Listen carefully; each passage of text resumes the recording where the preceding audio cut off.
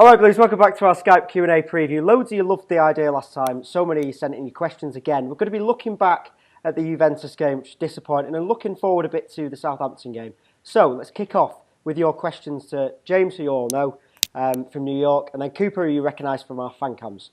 So, first question comes in from JL. He said, what's going wrong in Europe? Is it the players or is it the tactics? James?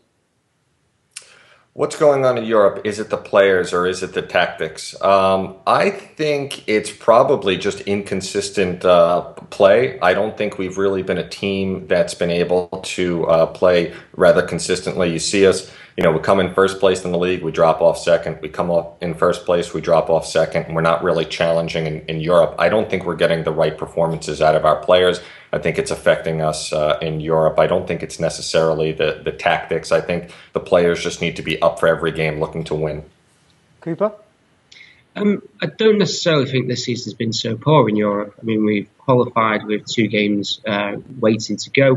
I do think that if we had a fully fit Sergio Aguero, David Silva in that team, then it would have been a completely different result last night. I also think if we had Vincent Kompany alongside Otamendi, then we wouldn't have conceded that one goal. Right, well, that's almost answered the next question, but I'm going to throw it out anyway because this is one of our most popular questions. Haitham Shakil has said, is Pellegrini to blame for the Liverpool and Juventus defeats this week? Cooper? Not at all. The manager shouldn't get all the flack, especially when we do have a few injury problems. All in all, I'm not sure where the fault lies, to be honest. I think we were slightly unlucky, to be honest, last night. 1-0 away to Juventus. Obviously, it's not a win, but, I think we came home with some credibility. Obviously, a win or a draw would have been great, but it was always going to be a difficult game. Yeah, James, it's funny, isn't it? Because the likes of Arsenal, they get a few injuries and it's an injury crisis, but we've got loads of injuries. So is that as much to blame as maybe the tactics and things like that? Well, I mean, we have a tremendous amount of people injured, and I think part of the issue with injuries also is that players know they're going to be in the team. If you're one of the remaining players who's fit on the field, you don't have somebody challenging you for your spot. So I think that becomes an issue in terms of motivation. Your question before about Pellegrini, I actually thought Liverpool was fine. I think those players should have stepped up. But then again, against Juventus, I think the coach gets a lot of stick, but I think we should only change him if there's somebody better out there. And I think we really need to wait to the summer to see both how we end up finishing and also if we can get a better coach. I think Klopp was available this summer. He's had, back-to-back Bundesliga titles, and he came in second in Champions League. But Pep Guardiola becomes available this summer. He's won 3 La Liga titles in a row.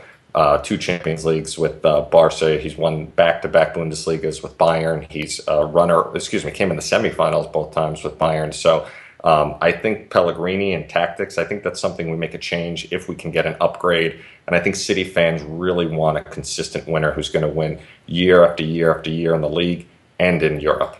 I think that's probably the key. That'd be what I'd say about Pellegrini, is that at the moment, if we sack him, what we're going to do? It's just going to send us the wrong way. So I think you're right there. Wait until summer, see who becomes available, because at the moment there's probably nobody better out there on the market. But let's move on to some player questions. William Peacock has said, what is going on with Yaya at the moment? Cooper, I'll come to you. Yaya's always been a bit of a difficult one. I remember one game a couple of years ago against Aston Villa.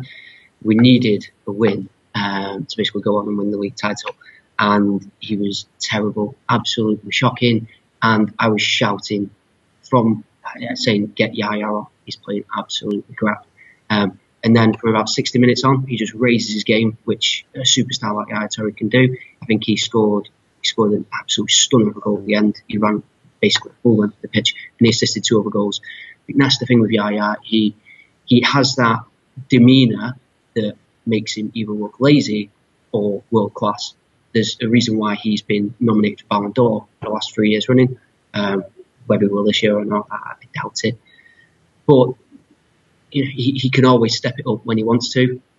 Is it the same as happening last season, where he just seems as if he can't be bothered?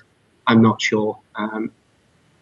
Is it maybe, James, that he's playing in a different position, isn't he? He was so used to playing with Fernandinho as a midfield too. He's now playing a bit further forward. Is that making a bit of a difference? I mean, that may be making a bit of a difference. You know, for me, when we have a strong defense on the field, like against Seville, we had Company. You know, he can shine. His offensive prowess is there on on TV or on the pitch to watch us see. And you have a strong defense like Company tracking back for him and keeping things solid. When we have a weak defense against like a Liverpool or Juventus, then that's when he gets exposed. Then he's not coming back and people are scoring goals on us. So, you know, I think in a Fabian Delph, we have depth. He came on against Liverpool. He does get back on defense and gets up the field, and he did it against Juventus too. So I think between like a Delph and a De Bruyne and Silva when he's fit, I think those are the people who should come in the team for Yaya. If our defense is going to be strong, then I think we get to see the magic of Yaya, and his lack of or switching off on defense really gets covered up and disguised. One more question. This one's from our own Alex Hilton. He said, Martin Demichelis struggled against Liverpool, to say the least, and didn't have the best of times against Juventus. Boys, what I want to know is it time to call a day on Martin Demichelis' career and possibly replace him with someone in January? What do you reckon, Cooper?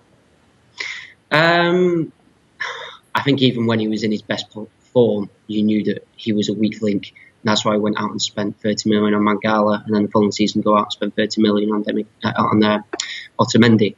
So it's clear that he missed something. Whether he ever had the pace to match up to the City squad, I think he's never really a title winner in a squad. He's a second choice centre back, in my opinion. What I would say is he was probably our most consistent defender last year because of all the problems that we had with injury. But James, do you think that he's being shown up now with the depth in our squad? When you bring in Otamendi, bring in even Mangala, that he does get shown up a little bit?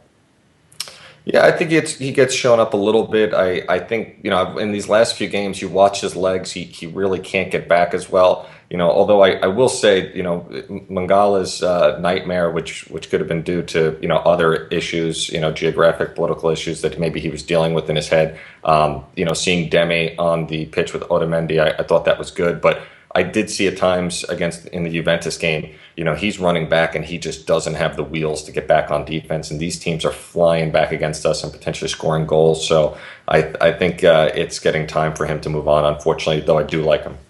Well, there we go. There's our questions for this week's Q&A. Get yours in for next week's. We'll be joined by two guests. All you have to do, add us on Skype. The link will be in the description below. Send us in your questions, whether it's a video message or via text. And then we might be using yours next week. Thanks to Cooper, thanks to James for joining us, and we'll see you again soon.